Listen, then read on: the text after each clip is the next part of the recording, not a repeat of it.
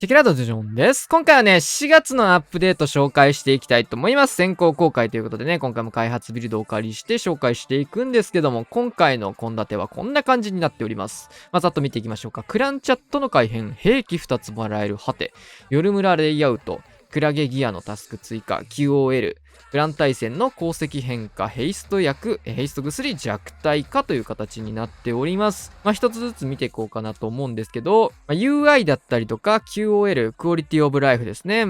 ゲームのバランスだったりバグ修正だったりとかそういったところに着目されたバランス調整になってますので見ていきましょう。まずクランチャットですね。クランチャットの方が、こちら今ピン止めするような機能でやってるんですけど、アットとつけると、なんとメンバー宛てに送信ができたりとか、リーダーさん、次の対戦休みますみたいな、こういう連絡をリーダー宛てに当てることができたりとか、今ね、自分しかいないので、僕ともう一赤ね、自分しかいないので、できることあんまないんですけど、このチャットじゃね。こんな感じで、プレイヤーに対してメンション機能をつけることができます。自分にも当てれるので、ちょっと同じ名前で2つ入っちゃったから。わかりづらいんですけど、クランメンバー全員ってことかな。こういう風にやると、多分クランメンバー全員に通知出て、こんにちは、みたいなね。ちょっと通知がうるさくなりそうな機能が追加されますね。で、こちらは設定画面によって、一応解除もできます。どこだ？ありましたね。これですね。クランチャットのタグ付けというところをオフにするとメンションが飛んでこなくなるようにはなるんですけども、みたいな感じなので、デフォルトはオンになってるみたいですね。もし、騒がしいクラン入っちゃった時に、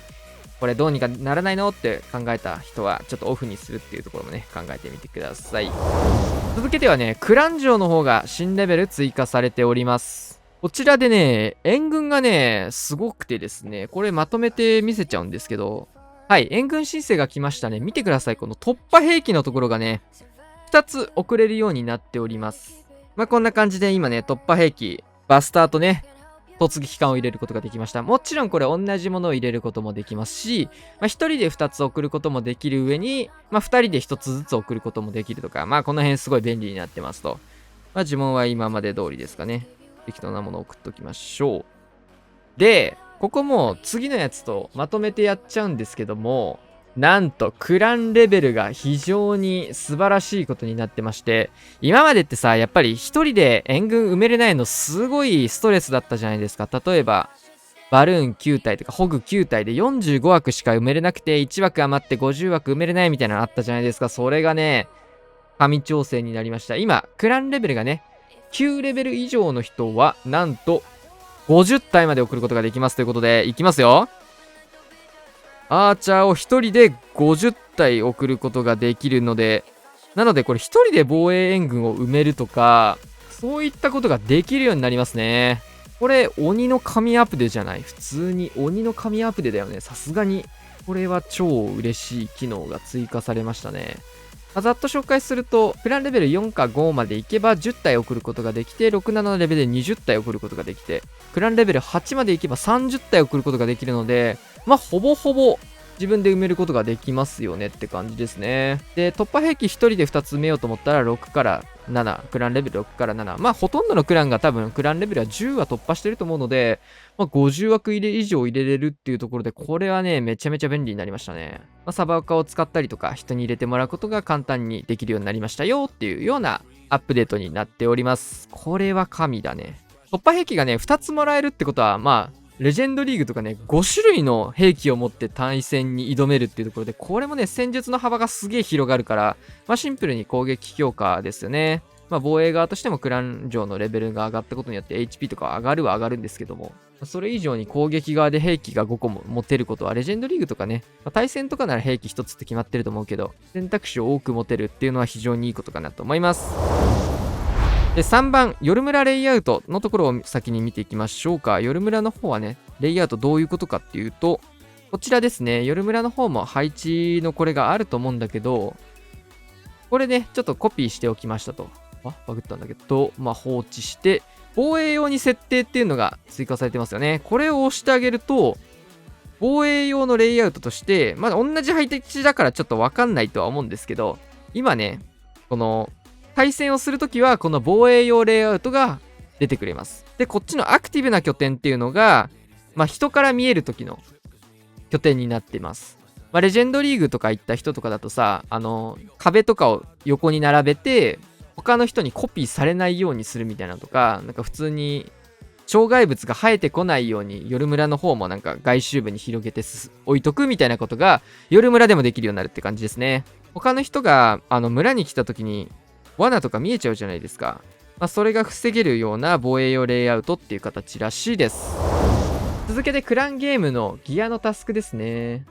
まあ、これからクランゲームもね出てくると思うんですけど、まあ、夜村タスクに与えられるポイントが減少されましたとか、ヒーロー装備を選択して戦闘に勝つみたいなタスクが生まれるわけですね。だから例えばジャイアントガントレットを装備して難勝するみたいな、マルチプレイで難勝するみたいなクランゲームのタスクが発生するみたいな感じらしいです。で、例えばなんだけど、装備を使用し、ヒーローを配置している場合、ヒーローの特殊能力をアクティブにしなくても得られますということなんだけど、装備を使用してさえいれば、例えばジャイアントガントレットって、アイアンフィストを発動すれば、ジャイアントガントレットが発動したことにはなるんだけど、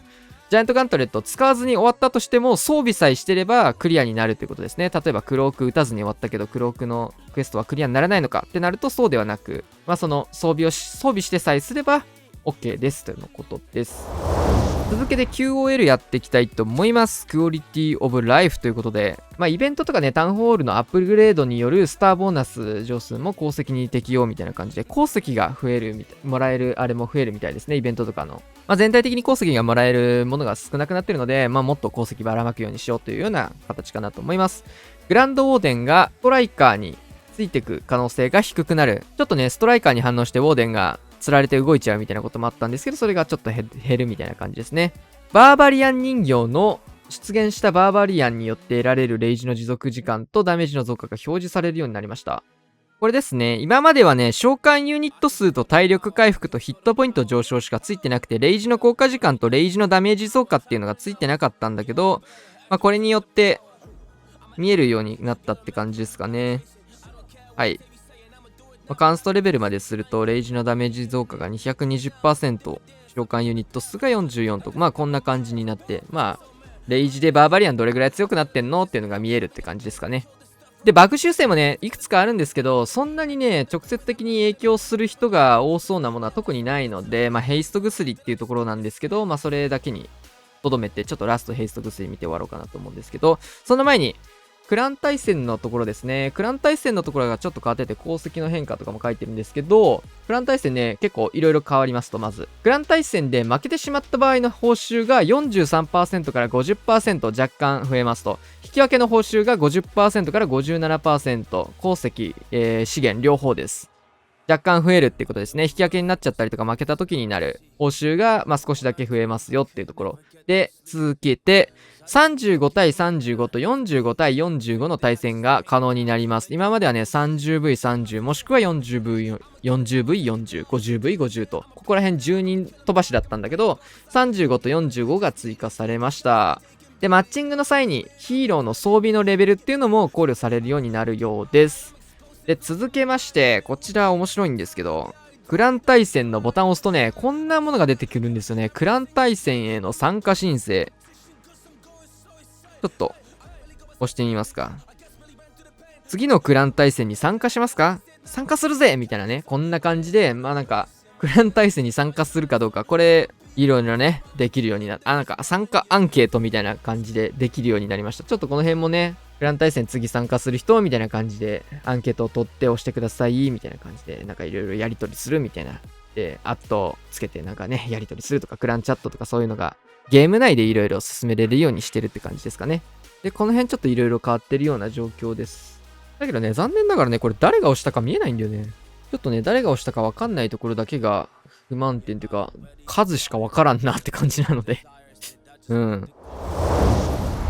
最後にね、ヘイスト薬の弱体化見ていきたいと思います。下がってるところはここの右下、攻撃速度上昇の部分ですね。攻撃速度上昇の部分が下がっております。今までマックスだと 18% だったところが 16% ということでね、2% だけ下がるっていうところ。2% の差はちょっとわかんないですね。来てみないと。そんなに感じることあるかな。まあ、ヘイスト薬のね、使用率が高いっていうところで、まあ、とりあえず、ヒーローギアに新しく調整が入ったの初めてじゃないかな。ヘイスト薬から手かけるんだね。ガントレットじゃなくて。あとね、バグ修正のところにね、気になる一文があったんですけど、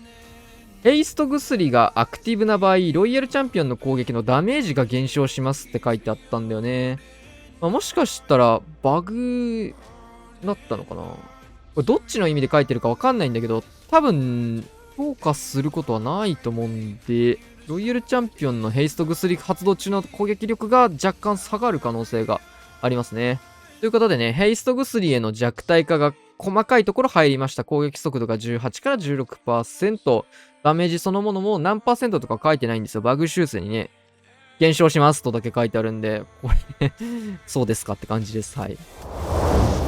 ということでね、今回はね、アップデート情報やってったんですけど、ちょっと細かいところがたくさんあって、まあ長くはなってしまったかなというところですが、いろいろ変わりましたね。まあ UI とかこういう変更って結構紙アップで多いからね、自分でフレンドリーチャレンジ攻撃できるようになったのとか、相当紙アップデだったでしょ、あれ。で今回は援軍を自分で、まあ自分っていうかサバカとかでも50枠埋めることができたりとか、まあそういった細かな、それいいねっていう、なんか、